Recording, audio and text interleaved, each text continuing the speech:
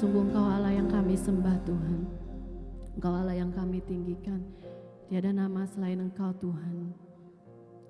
Pagi hari ini kami bersyukur Tuhan bahwa kami menyembah Tuhan kami yang hidup.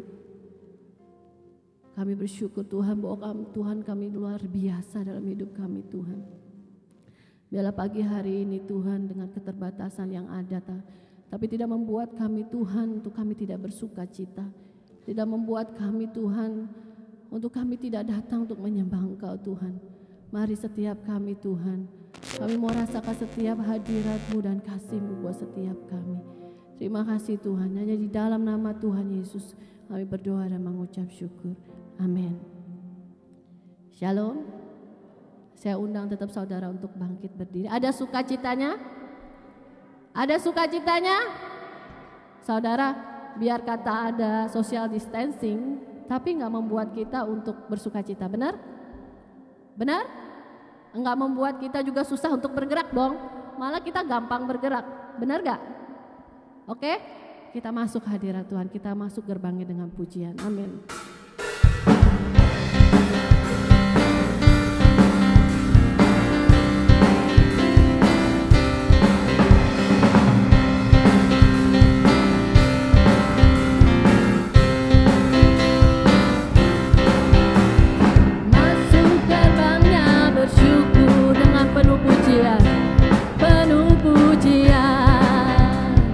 Bersuka di hadiratnya, nyanyi besarkan agung namanya.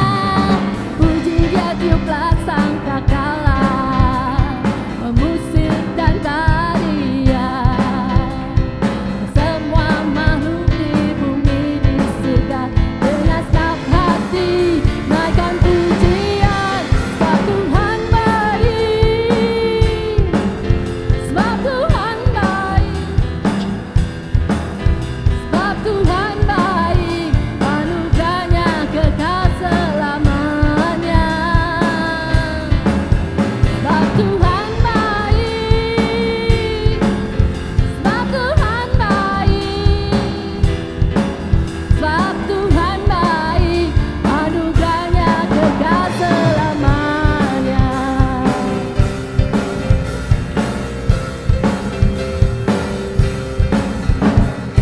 Masuk gerbangnya bersyukur dengan penuh pujian, penuh pujian, oh bersyukur di hadiratnya, nyanyi besarkan agung namanya. Puji Dia tiuplah sangkakala, musik dan tarian, semua makhluk di bumi di surga dengan senang hati naikkan pujian. Sebab Tuhan baik, sebab Tuhan baik, sebab Tuhan baik, anugerahnya kekal selamanya. Sebab Tuhan baik, sebab Tuhan baik, sebab Tuhan baik, anugerahnya kekal selamanya. Katakan sebab Tuhan baik, sebab Tuhan baik, sebab Tuhan baik, sebab Tuhan baik, anugerahnya kekal selamanya. Yes, Engkau luar biasa buat kami Tuhan. Tuhan baik, sebab Tuhan baik, sebab Tuhan baik, anugerahnya kekal selamanya. Katakan sebab Tuhan baik, sebab Tuhan baik, sebab Tuhan baik, sebab Tuhan baik, anugerahnya kekal selamanya.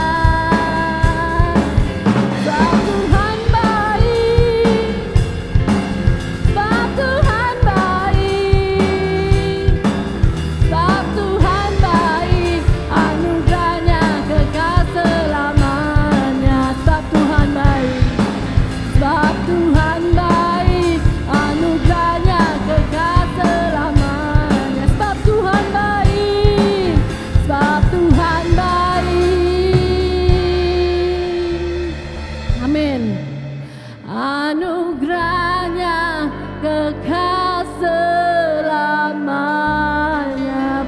kemuliaan buat Tuhan. Sebab Dia Tuhan yang luar biasa buat setiap kita. Kami datang dengan pujian, dengan sorak-sorai. Amin. Ada sukacitanya sekali lagi. Coba colek deh, tapi nggak usah nyentuh kali ya, colek. Coba dong sukacita tunjukkan. Ada sukacita. Amin.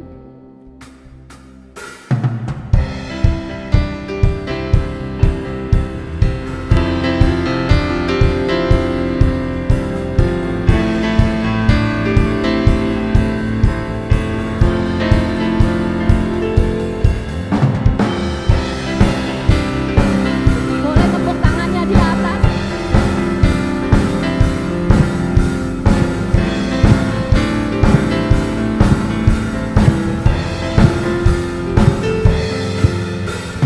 Kami datang bawa pujian, bersama memuji-Mu Tuhan.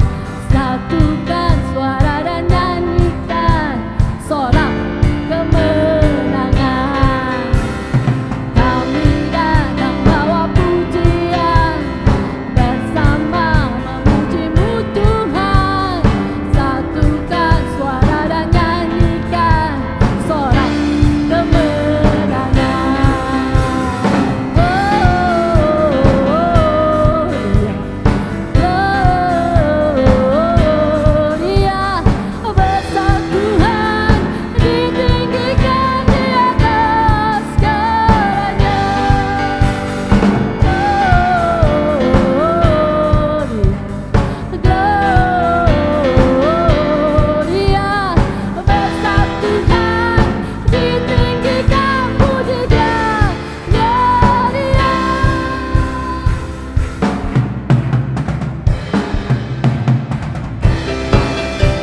Amin.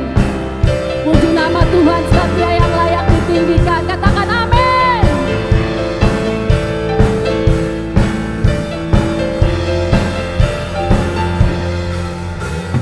Kami datang bawa pujian, bersama memuji-Mu Tuhan. Satukan suara dan nyanyikan sorak kemenangan. Sekali lagi katakan kami datang Tuhan, bawa pujian kami. Kami datang bersama-sama untuk memuji Engkau Tuhan yang hidup. Amin. Satukan suara dan nyanyikan sorak kemenangan.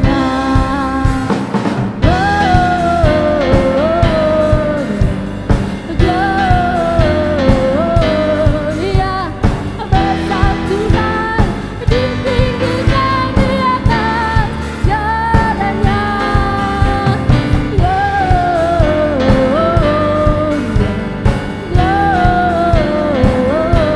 Gloria,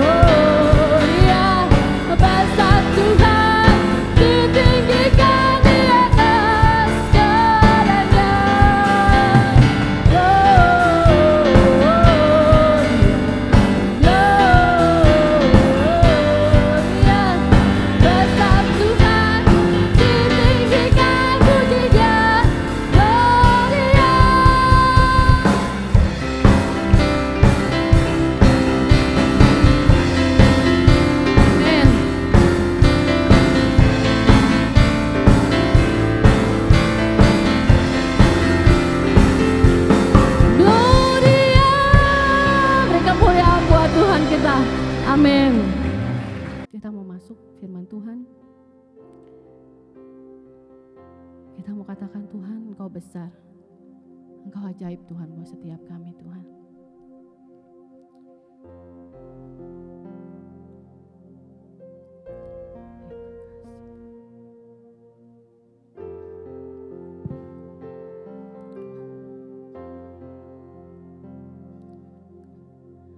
Besar dan ajaiblah karyamu,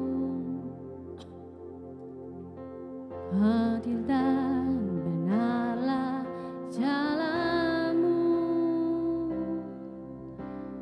Raja segala bangsa yang Maha kuasa, mulia namamu. Katakan besar dan ajaiblah Engkau Tuhan. Besar dan ajaiblah karyamu, adil dan benarlah jalanmu, Raja segala bangsa yang Maha kuasa, mulia namamu.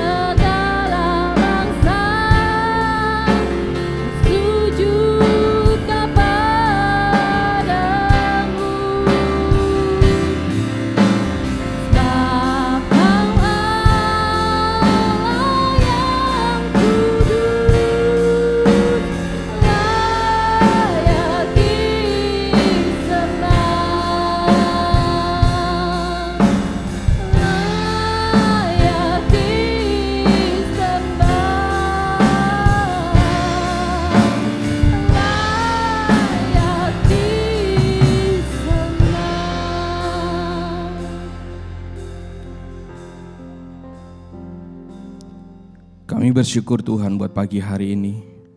Kami berterima kasih buat setiap penyertaan perlindungan-Mu dalam kehidupan kami masing-masing.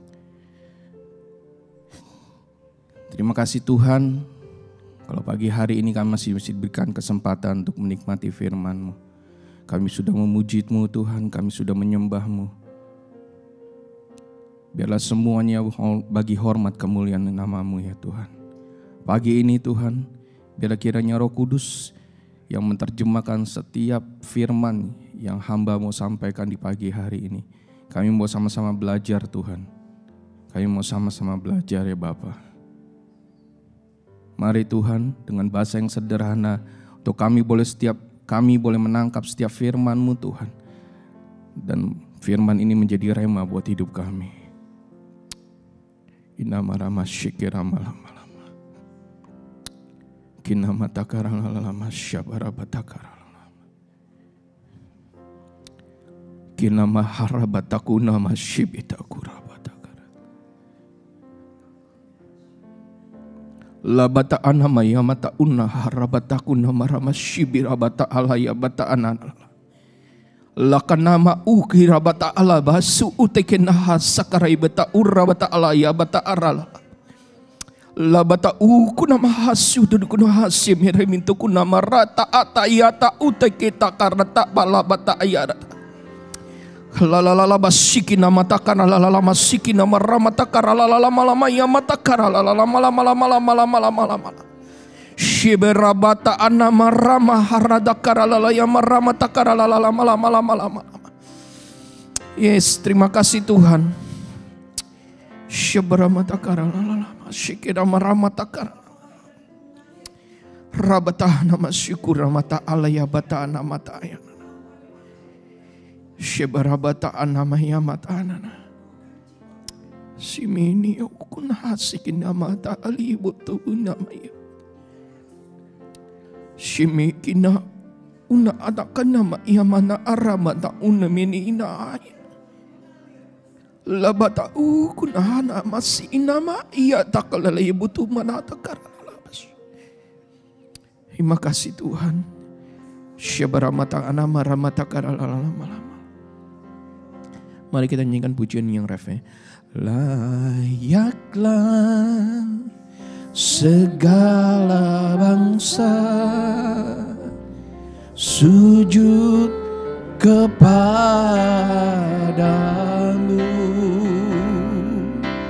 sebab Kau Allah yang kudus, layak disembah.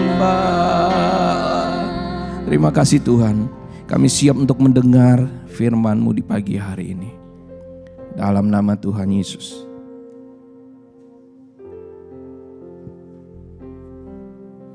Haleluya, amin. Puji nama Tuhan.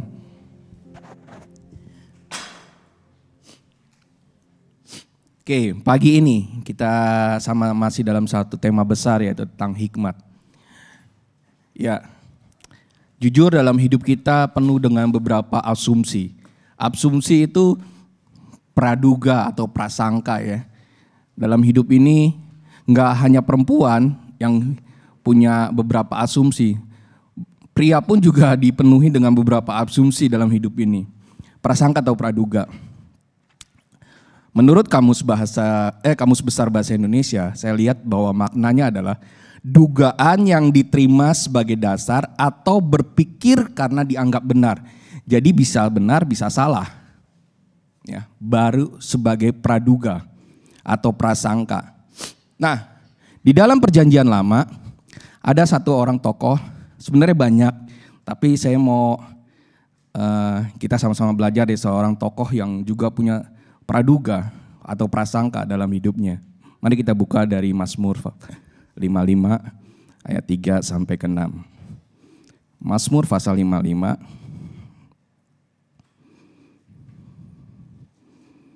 Ya, dari ayat 3 deh. Saya bacain ya. Perhatikanlah aku dan jawablah aku. Aku mengembara dan menangis karena cemas. karena teriakan musuh, karena aniaya orang fasik, sebab mereka menimpakan kemalangan kepadaku, dan dengan geramnya mereka memusuhi aku. Hatiku gelisah, kengerian maut telah menimpa aku. Aku dirundung takut dan gentar, perasaan seram meliputi aku. Daud, ya dalam hidup kita ya, kita juga tahu pengalaman Daud ketika dia harus lari dari Saul, terus musuhnya banyak sekali, dan dia harus menghadapi peperangan demi peperangan. Dia juga punya perasaan hal yang sama ketika dia harus menghadapi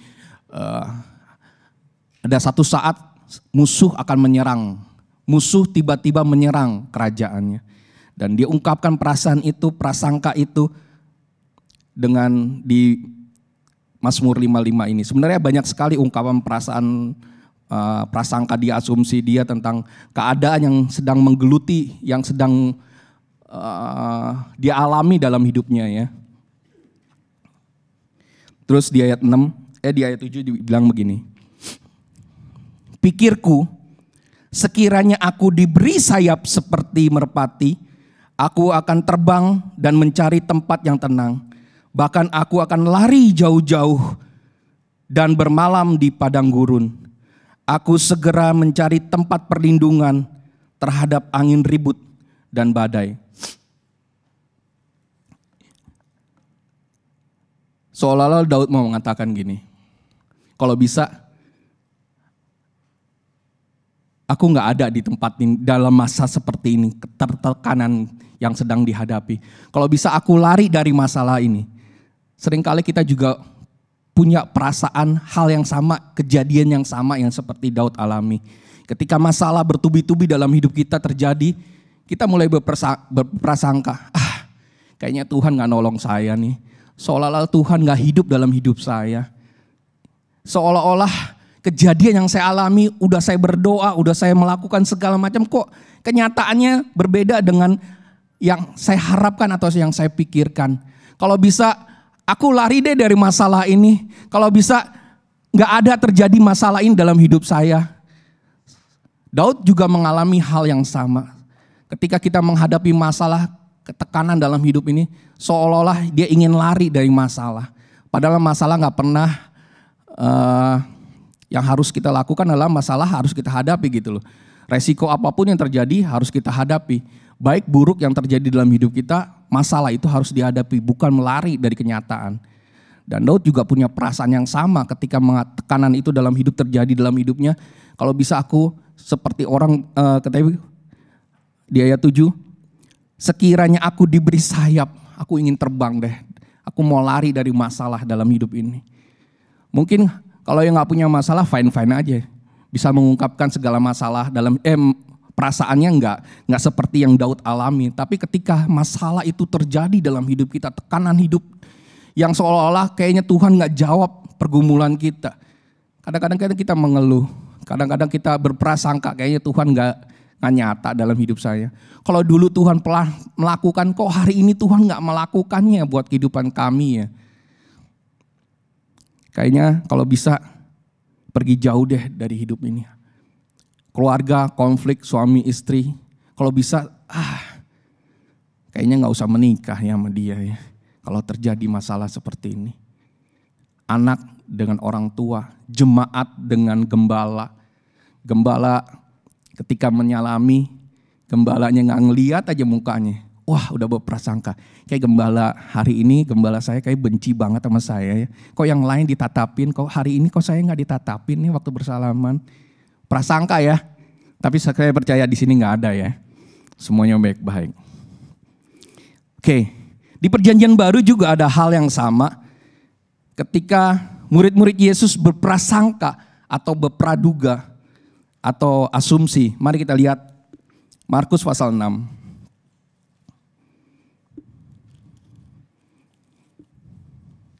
Markus pasal 6,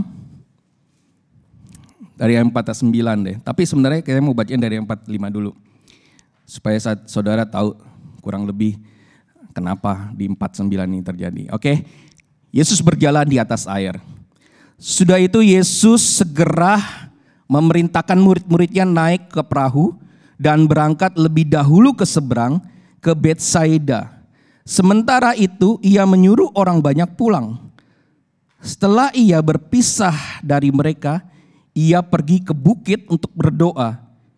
Ketika hari sudah malam, perahu itu sudah di tengah-tengah danau, sedang Yesus tinggal sendirian di darat. Ketika ia melihat betapa payahnya mereka mendayung karena angin sakal, maka kira-kira jam 3 malam ia datang kepada mereka berjalan di atas air dan hendak melewati mereka. Ayat 49, ketika mereka melihat dia berjalan di atas air, mereka mengira bahwa ia adalah hantu. Lalu mereka berteriak-teriak sebab mereka semua melihat dia dan mereka pun sangat terkejut. Tetapi segera ia berkata kepada mereka, "Tenanglah, aku ini, jangan takut." Ya, kalau saudara baca nih, Yesus nyuruh kan tadi supaya mereka bertolak ya ke Betsaida. Terus dalam perjalanan mereka tidak bersama dengan Yesus, murid-muridnya sendiri gitu. Terjadi angin sakal. Yesus melihat kejauhan. Katanya di ayat 48, ketika ia melihat betapa payahnya mereka mendayung karena angin sakal, maka kira-kira jam 3 malam ia datang kepada mereka berjalan di atas air dan ia hendak melewati mereka. Murid-muridnya, kita pernah baca bagaimana ketika Yesus ada bersama-sama dengan mereka sedang terjadi angin ribut dan perahu itu hampir tenggelam. Saudara pernah baca kan ya? Mereka kalut. Wah, ya saya pernah juga ngalami waktu zaman KKL lah ya, ke Sumba. Nah, saya baru pertama kali naik ferry gitu ya, norak sih emang. Bukan, sorry. Saya sama istri ke Surabaya, ke Surabaya. Ya, ke Surabaya. Ya, Surabaya Mi ya. Ya, betul. Ya, naik ferry, nyebrang gitu loh. Kan dari mau ke Bali kalau salah ya, ke Bali dari ujungnya Surabaya tuh mau ke Bali kan nyebrang lewat. Bukan. Waktu perjalanan itu ya, Jel ya. Waktu kita sama-sama sama itu ya, siapa? Pokoknya ada deh teman saya waktu itu dikejar jalan-jalan ya. Ntar angel yang lain lagi. Enggak. Anak saya baru 2 ya. 2. Patrick belum ada. Si Pascal masih kecil.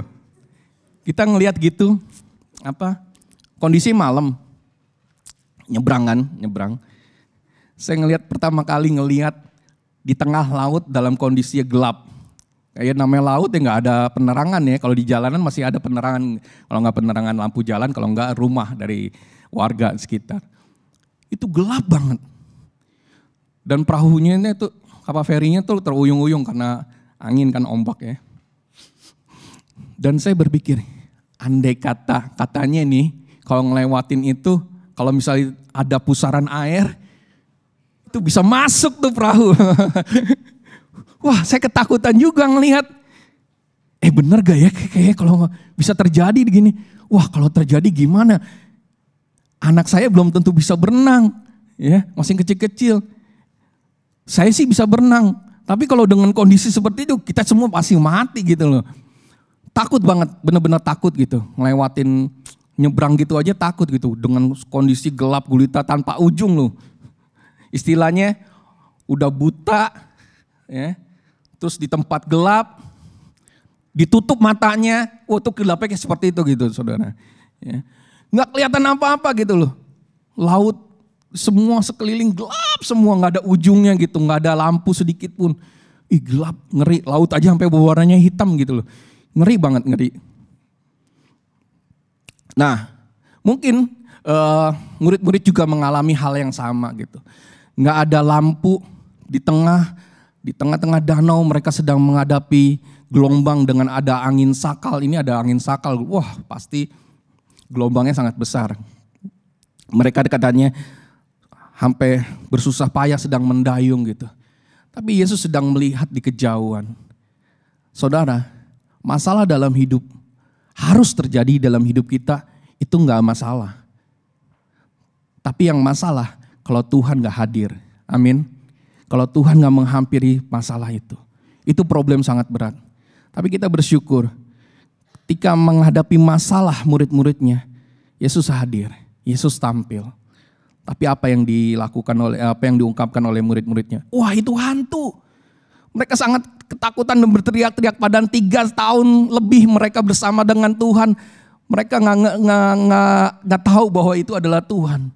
Mereka sangat ketakutan. Pelajarannya luar biasa ketika kita sering berasumsi dalam hidup ini. Menghadapi masalah yang begitu berat. Sering kita nggak melihat Tuhan. Kita lebih melihat masalah yang dihadapi kita. Mungkin sakit penyakit yang menghadapi saudara membuat saudara berpikir, gue udah minum obat segini banyak kayaknya gak kuat lagi hidup gue. Saudara hanya melihat masalah. Saudara hanya melihat angin badai, angin sakal yang sedang membawa saudara terombang-ambing di tengah laut. Padahal saudara, Tuhan dari kejauhan sedang melihat. Bukan hanya melihat, Dia menghampiri kita. Dan kita berpikir Tuhan gak ada. Kita menganggap Tuhan seperti berlalu dalam hidup kita. Murid-murid juga berasumsi itu bukan Tuhan, itu hantu. Mereka berteriak-teriak dan mereka ketakutan. Tapi Yesus berkata, jangan takut.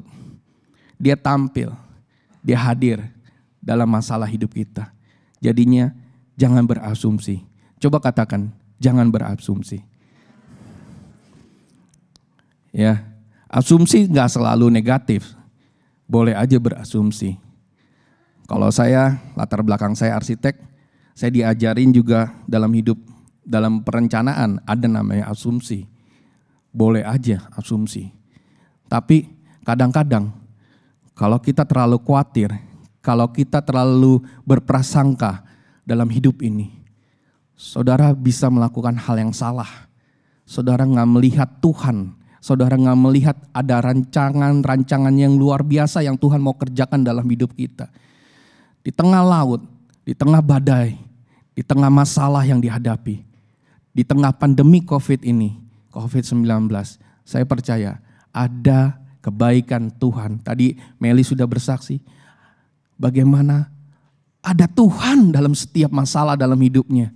Ya, saya percaya kita semua boleh hadir pada pagi hari ini, karena saudara percaya ada Tuhan yang selalu menyertai kita semua. Amin. Apapun masalahnya, jangan berprasangka.